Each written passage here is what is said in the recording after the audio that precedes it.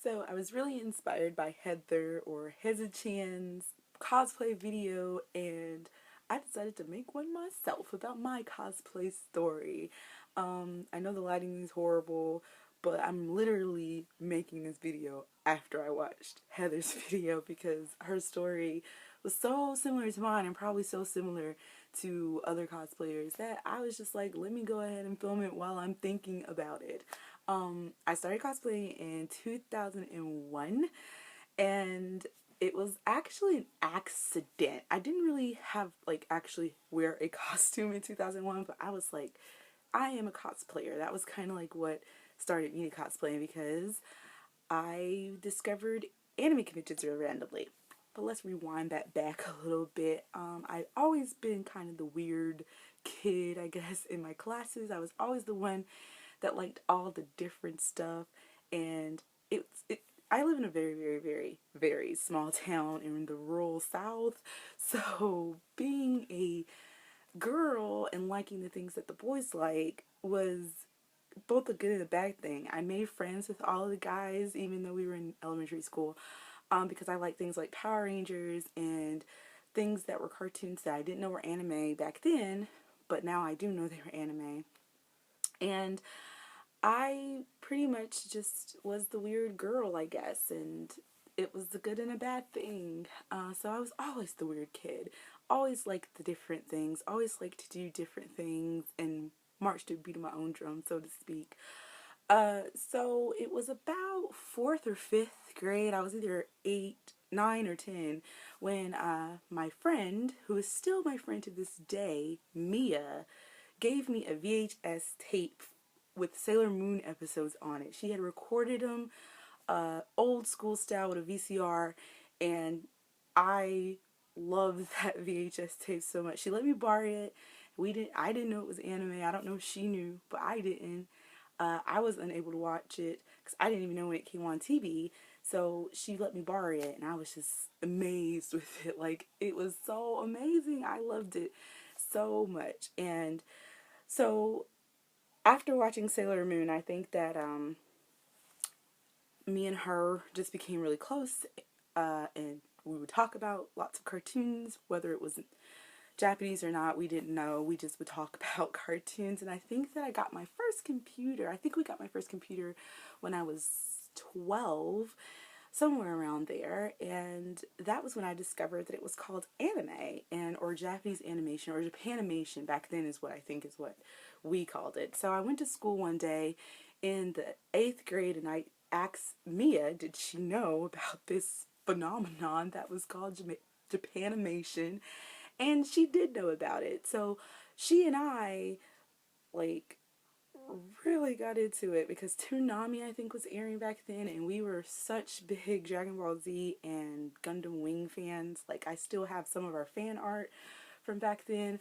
I still have Mia wrote this report about Hiro Yui from Gundam Wing. It was kind of like this psychology analysis of the character, and I still, to this day, have it because it was so brilliant, because we were like 12 and analyzing anime on probably a high school to college level, and I mean, we were just so into it, and we were the only two people in our school that were that into it.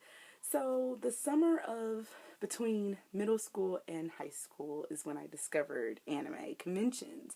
I don't know why. I guess I had heard about, these things kind of have conventions, but I didn't know anything about them. So I, well, it wasn't Google back then. It was just AOL search. I looked up anime conventions in South Carolina. That's where I live, South Carolina. Of course, there were none. Back then, there weren't any conventions in South Carolina. There are quite a few now, but back then, of course, there wasn't. So then I just tried the next state over, which was North Carolina, and that is where I discovered Animazement. This was June 2001, and Animazement had just ended pretty much about a couple of weeks before I discovered its existence. And I saw my first cosplayer. I'm not gonna disclose who that was because of, I don't know, I'm just not. But I saw their costume and I was like, I want to do that. I want to go to this con and I want to do this. But, you know, I was 13 and it was hard. So from that moment until my first time I went to Animazement, I tried to make a costume and I failed so many times. So me and Mia finally convinced our mothers to take us to Animazement in 2003, and I didn't have like a legitimate costume at that time. I actually had a pink fairy costume that I had, and I also wore this shirt that I had used iron-on transfers and put all of these anime characters all over my shirt. That is what I wore to my first convention, and I had a blast. Like, I still have the pictures, I still have all these memories. I remember when we drove up to the Sheraton Imperial in Durham, North Carolina, and I saw a Sailor Moon cosplayer. I saw a Usagi in her school uniform, and I was like, "Oh my god, I've arrived!" It was amazing. Like I loved it so much because me and my friend Mia were pretty much we were the only two girls in the entire school that liked anything like this. And then there was probably like a handful of guys that played video games and maybe watched like Dragon Ball Z and stuff as well. But to discover this whole other world through conventions was exactly what I wanted out of life. I guess I led a pretty normal high school existence. I was in all kinds of activities like cheerleading and marching band, JROTC, National Honor Society, etc. I was a good student, and I mean, it was a small school, so I wasn't popular, but I wasn't unpopular. Everybody knew everybody. Um, so I wasn't like weird, but I led this double life in a way because no one knew that I was a cosplayer or whatever. No one knew that. So in 2002, I created a thread on cosplay.com called the Black Cosplayers. I was looking for other black cosplayers because I didn't see any, like, at all on the internet when I was researching cosplay and starting to cosplay. And I joined cosplay.com in the beginning of 2002, and by the end of it, I was like, I don't see any other black cosplayers. I want to find them. So let me just make a thread. And I made one, and it's been a hit. It is probably the longest active thread on cosplay.com because it started in 2002 and we reached 10 years you know, a few years ago, 1 or 2 years ago, and it's still active, and people are still finding the thread and coming and saying thank you for making this thread, because what I guess everyone doesn't realize is that it was hard back then to find black cosplayers. It's still a little hard now to find them, even though we're out there. There was a core group of people that posted on that thread for years, and these people are my best friends today. We just all recently kind of hung out at a con, and it's been a while since I've seen some of them, and we were missing a few of our core members, but it's a core group of people that used to post on this thread and way back in the day, and I owe so much to them because they're all a little older than me. They're all probably like 5 or 6 years older than me, or more, 5+ years. And they kind of like adopted me, and we became like this little black cosplaying family. And it was just so amazing to meet people through cosplay that I probably would have never met otherwise. And to be able to share my love for these things with these people was so amazing, and I loved it. Another thread on cosplay.com that kind of ushered me in, which it was a little later in my cosplay career, but the Katsucon Soul Eater 2009 thread. I don't know if anybody even remembers this thread, but a lot of the people that were in this thread are my friends to this day because and I don't even think I ended up going to Katsucon that year. I was planning to go, and I was planning to cosplay Soul Eater, but I think that something came up and I couldn't go until 2010. But the people that I met throughout the 2009 thread were just some of my favorite people, and they're still some of my favorite people even to this day.